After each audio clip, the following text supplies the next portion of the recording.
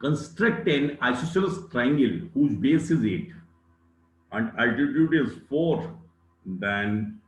another triangle whose sides is 1, 1, 1 by 2 times of corresponding sides of isosceles triangle. 2, 3 by 2 of 3 by 2 of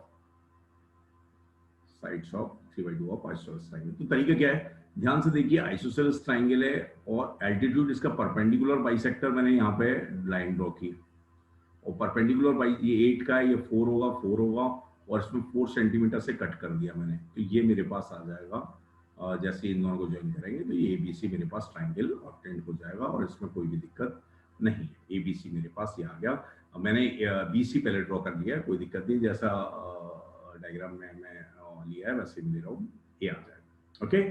now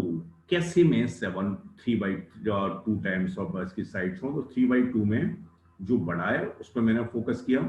और यहाँ से B से acute angle बनाते हुए एक लाइन ड्रॉ कर दी, उसके 3 इक्वल पार्ट्स किए, 1 2 3, ठीक है ना। अब 3/2 ज्यादा हुआ है तो 2 वाला B2 ले लिया, B2 को C से ज्वाइन कर दिया, B2 को क्या किया, C से ज्वाइन किया। ओके, एंड B2 को C से ज्वाइन करने के बाद अब क्या किया मैंने, B3 से I draw a line that is parallel to B2C, और इसको एक्सटेंड करके वो जहां पर कट किया C डैश पे कट किया, ठीक है ना, C डैश आ गया मेरे पास। अब ध्यान से समझना, ये इसके पैरेलल है, ये रेशियो कितना है, दिस अपॉन टोटल कितना आएगा, टोटल अपॉन दिस कितना आएगा, 3/2 आएगा, और ये पैरेलल है इसलिए BC डैश अपॉन BC भी कितना आएगा, 3/2 आएगा। अब सेम कंसेप्ट मैंने रिपीट कर दिया, यहां से CA के पैरेलल लाइन ड्रॉ की, CA के पैरेलल लाइन ड्रॉ की, ए पे जाके कट किया,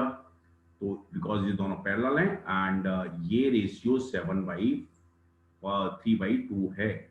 ये रेशियो 3/2, दैट्स व्हाई ये रेशियो भी 3/2 होगा,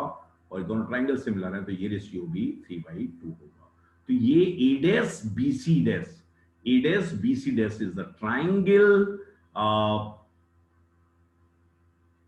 having the sides 3/2 of the sides of isosceles triangle. Okay, लेकिन अगेन वही बात, एग्जाम में ही अगर प्रॉब्लम आता है तो मुझे इतने भर से काम नहीं चलेगा। पहली बात बनाना चाहिए अच्छे से, दूसरी बात प्रोसीजर लिखना चाहिए, तीसरी बात प्रोसीजर करेक्ट है उसका लॉजिक लिखना चाहिए या जस्टिफिकेशन देना चाहिए। तो कंस्ट्रक्शन प्रोसीजर की अगर मैं बात करूं तो देखिए, draw line segment BC parallel measure of 8, BC draw किया, इसके बाद क्या किया है, दोबारा से देखना, इसके बाद क्या किया, बाइसेक्टर परपेंडिकुलर लाइन ड्रॉ की है और उसमें 4 का कट किया है, रेडियस यहाँ से आर्क 4 कट करके ये आर्क मान लिया 4 पे, कोई दिक्कत नहीं है, आर्क 4 से मान लिया और इसको दोनों को ज्वाइन कर दिया है, ये ट्रायंगल मेरे पास तैयार हो गया। अब draw a ray BX which makes an angle, acute angle with the BC on the side opposite to the vertex A।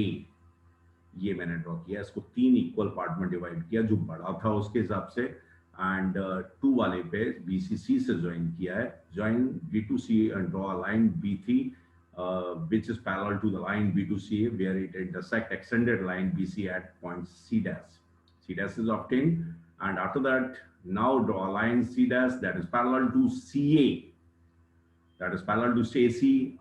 A dash which is parallel to line AC and intersect the vacant triangle, it is required triangle। okay,